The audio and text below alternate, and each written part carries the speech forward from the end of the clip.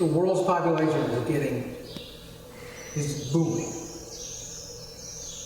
Farmland is shrinking. So you've got to get more bushels per acre of everything, or you've got a big mess. Do growers think about this stuff? Yeah, I don't think you quit thinking about it.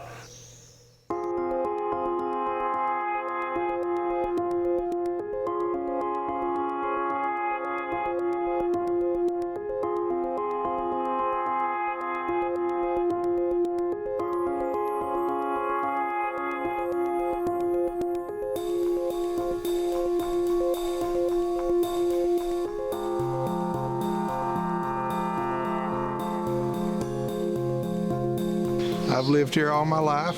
My family came over here at the end of the Civil War, and we've been here ever since.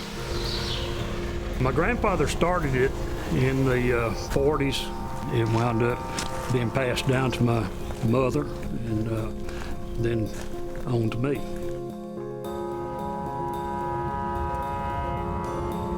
My dad was actually born here on the farm in the back bedroom in this house.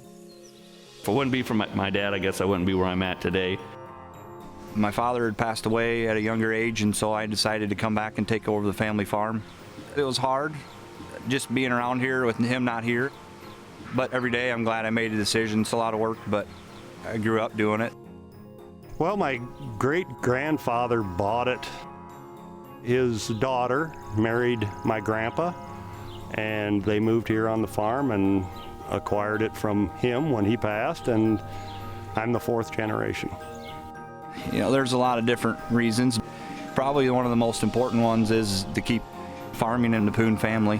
Not many people get an opportunity to do it. It doesn't work that way. It's got to be in the family.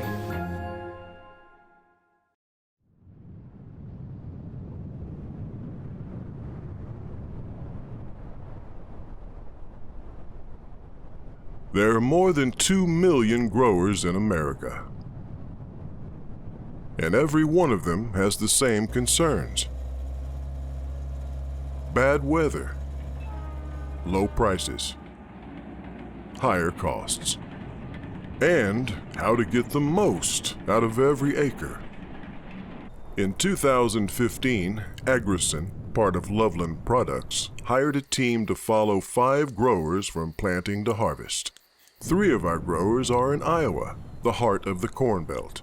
The other 2, M.H. Bitely and his cousin Norman McPherson, are in southeastern Arkansas, in a town called Grady.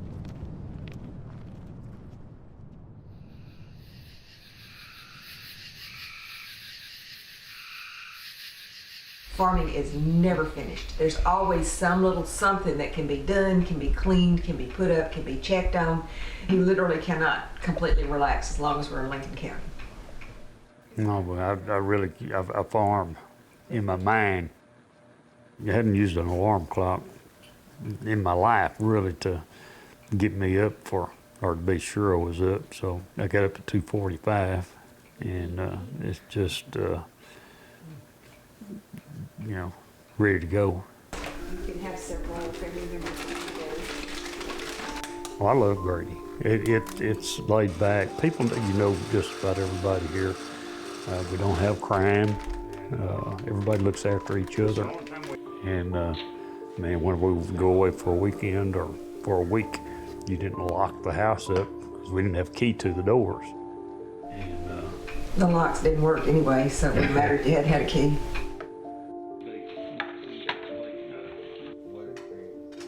We went to Corn College this winter.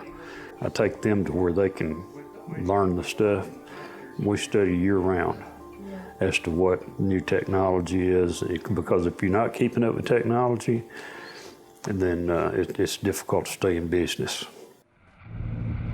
As I mentioned this morning, we really don't want to change any of our focus on old crop. This is just another reminder there's plenty of old corn around. But in the world numbers, we would point out they raised the Brazilian corn crop estimate 3 million tons. This is a reflection of the extremely good safrinha crop. We're going to have challenges here going forward in terms of question marks about overall feed consumption, bird flu, and so forth, and also concerns about new crop export competitiveness. There's very little margin for error. 40 years ago, you can make a bad crop and probably pay it off the next year. You make a disaster today, and you may never come out of it. With low prices on grain, it can be the difference between profit and loss. I mean, you need every acre to produce what it's capable of producing. The markets kind of fell way back, and fertilizer prices and seed prices never did, and land rents up. With the grain prices, there's really not much money to be made in grain farming. It's darn near a wash. There's not a big margin for error. This year it could be a make or break. I mean, you know, we're right at the cost of production. The price of corn is, or the price of beans, either one is that's what makes or breaks us. So we need every bushel we can. 20 years ago, 140, 150 bushel corn was really good, and then it got up to 180, and then it got up to 200, and now we're shooting for 250 and 300, and by the year 2030, we'll need to average 280 or 300 bushel of corn, whatever it is. Well, it's not going to happen right now. We got to have products like this. Prices are down, inputs are, you know, down to relatively flat, and so guys are wanting to know that when they spend money, they're getting a product that works and doesn't just work, but you know, they can see that it gives them a return. So yield is very, I mean, that's the ballgame. Yield is what keeps people in business here.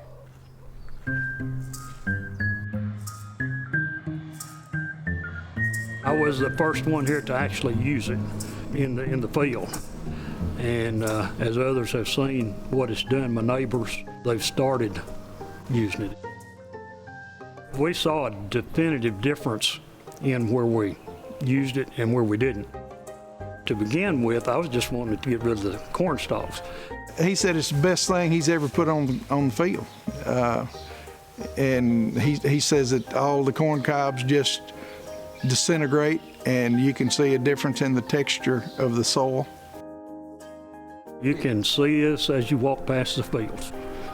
Between my neighbor's field that hadn't used it, it sticks out like a sore thumb because it actually has changed it that much.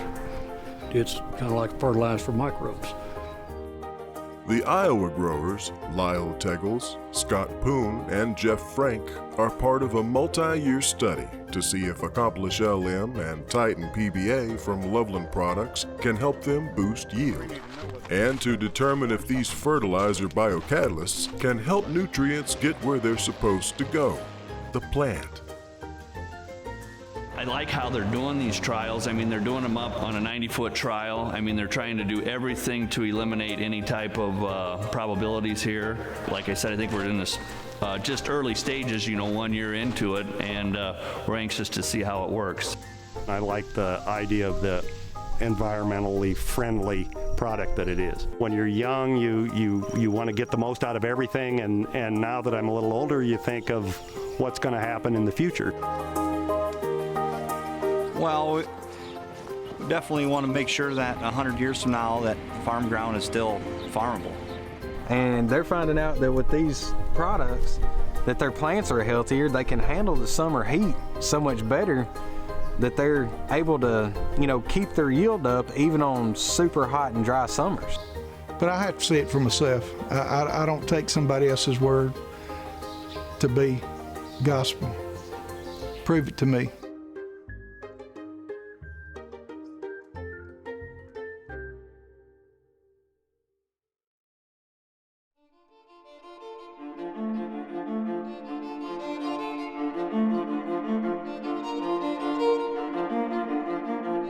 You just got one chance. You're putting the seed in the ground for the whole year, and you got one time to do it right. So, I mean, if you don't do this right, you're a failure for the whole year. Planting time is key.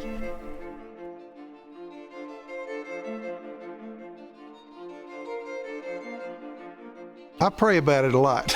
I'll be honest with you. They're anxious. You could say they're very anxious. They're concerned about the weather, and like I said, they're just full of anxiety until they can get the crop in and get it out.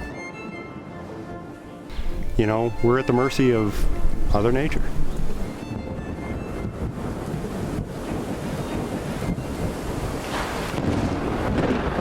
Going to experience maybe some thunderstorms late tonight, overnight in northwestern Arkansas. We could have a few showers or thunder showers this evening. And tomorrow, that's when our threat of severe weather becomes a little more likely. I've been here in Arkansas for 31 years. May was the wettest month of any month since they began keeping records 121 years ago. In Arkansas, we doubled our capacity of rainfall, and that caused a lot of severe flooding along the Arkansas River throughout this region. And that southern branch of the jet stream worked right into our region of the country and caused day after day, wave after wave of significant flooding. Slow-moving systems over the same general area for days and days and weeks, and that's what happened in May of 2015.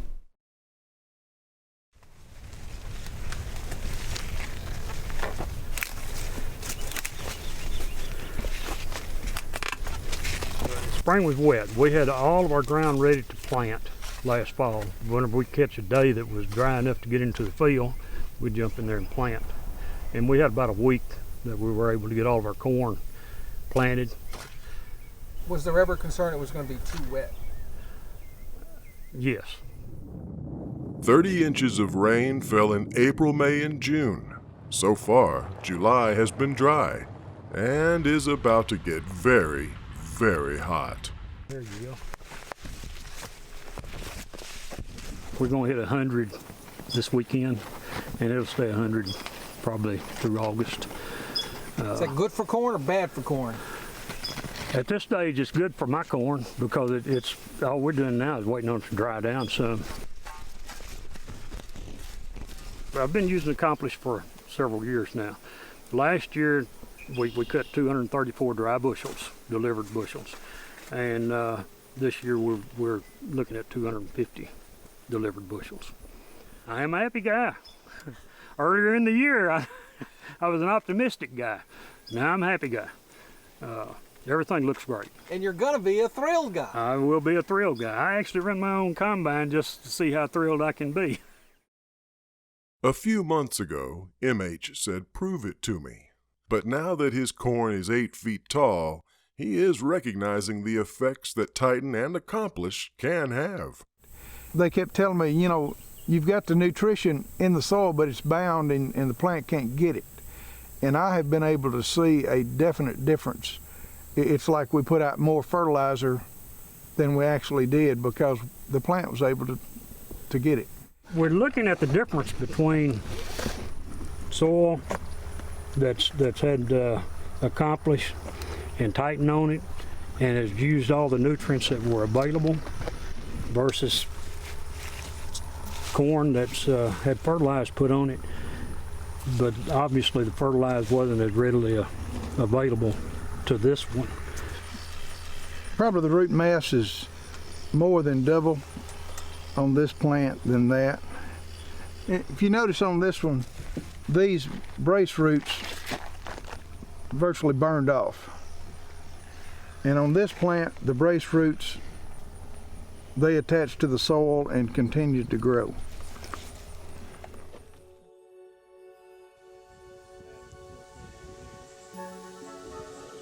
"700 miles to the north, spring wasn't as wet, and summer hasn't been as hot.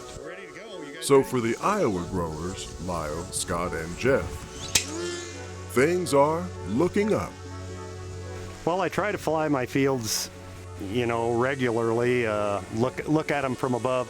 We take near-infrared images and it measures chlorophyll is what it's actually doing to see how healthy your plant is. So if you're short nitrogen or you're short of anything, it'll show up.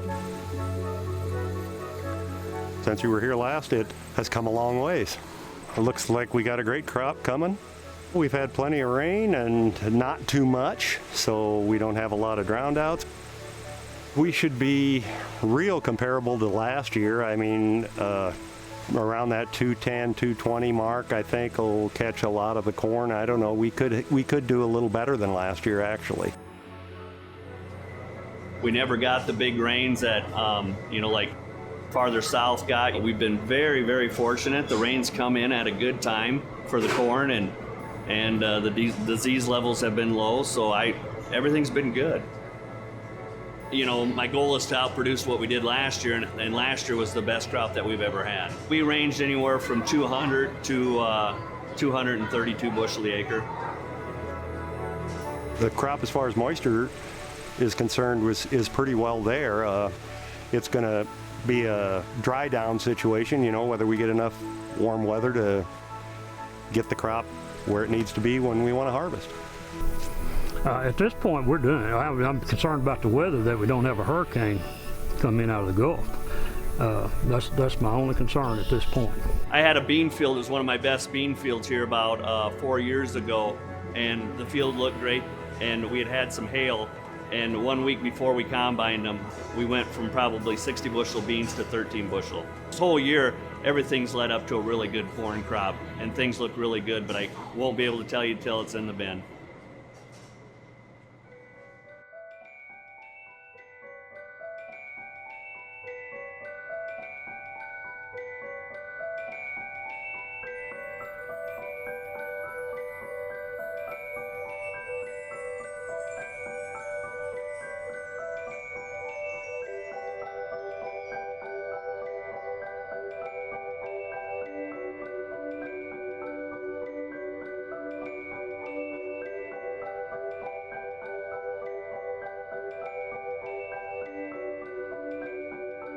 It's harvest time. What we wait on all year.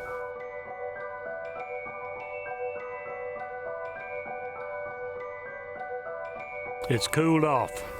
We had excessive heat in second half of July, first half of August. And this is nice. The verdant green stalks of summer are brown now. Each plant has given its all to produce the yellow ears of field corn that will feed the world for years to come. Harvest comes early in Arkansas, almost 2 months before Iowa corn is ready to pull.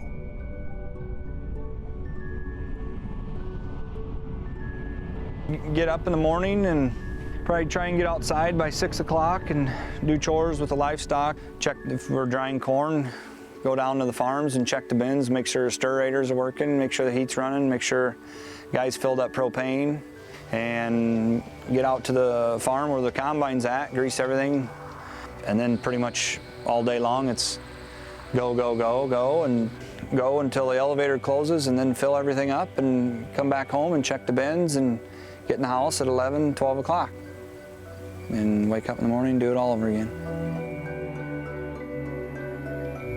2015, a year you'll never forget. Started out with a lot of rain, potential flood, couldn't get in the fields forever, had to move cattle because of flood, had to change schedules because of flood, and you did what you had to do whether you were ready or not.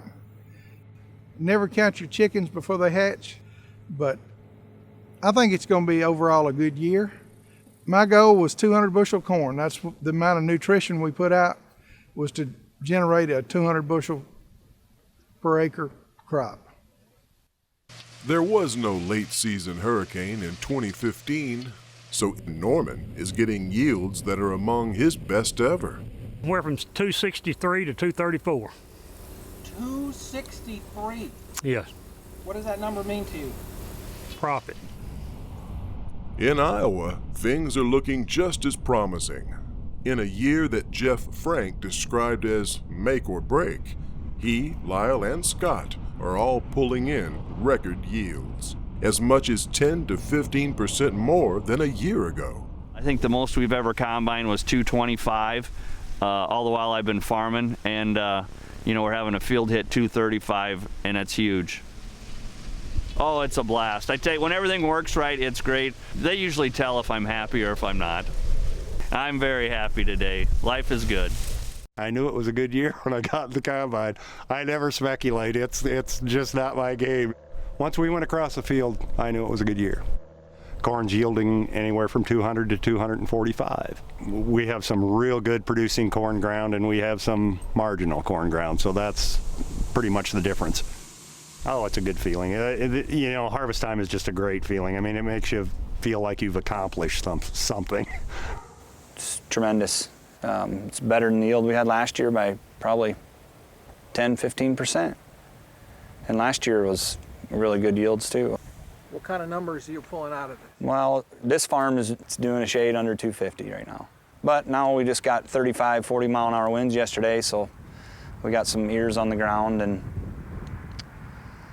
that's Mother Nature for you. The reason for the records? Weather, for one, and, to a man, they think Titan and Accomplish had something to do with it. The Titan and the Accomplish made the nutrients available, even though it was wet. And between the two, I've just seen my yields consistently go up.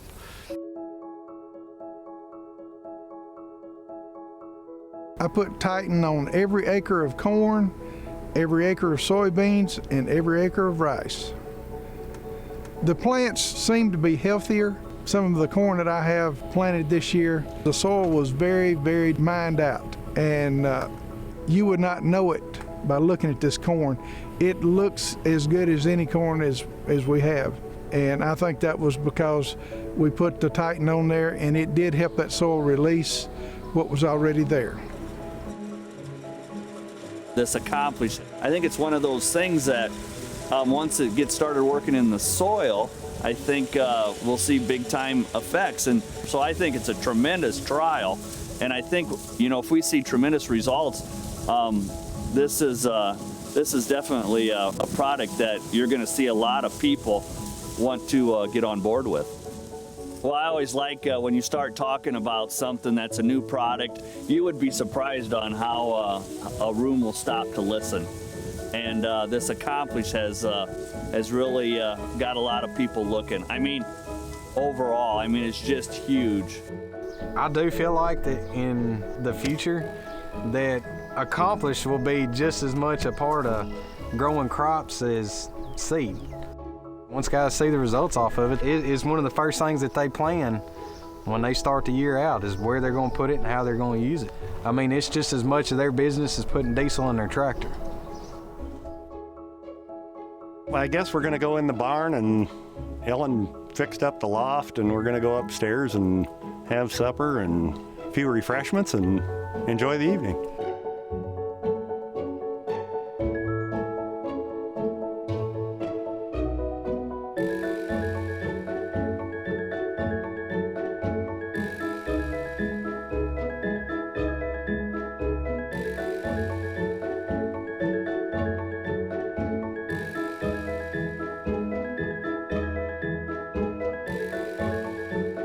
As Karen McPherson said back in the spring, farming is never finished. Even before the last ear of corn is pulled in, growers are already thinking about next year. Scott Poon will spend the next month retiling a field. And Norman? Norman is planning for the future by looking into the past. So one day, he might hit that magic number. What can I do to get 300? That's what we're working for. That's the goal with using these programs. One that CPS Agrison has laid out as to what's the best program to use, and so we're going with that. Always thinking about next year. I'll do that until I retire.